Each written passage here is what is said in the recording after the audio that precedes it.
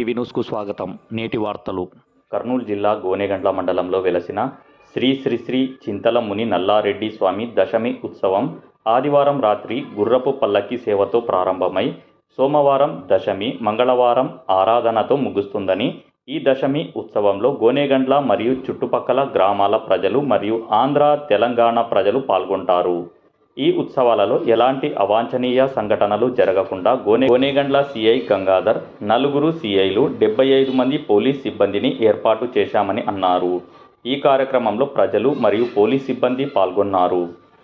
9TV న్యూస్తో reporter Veeranna.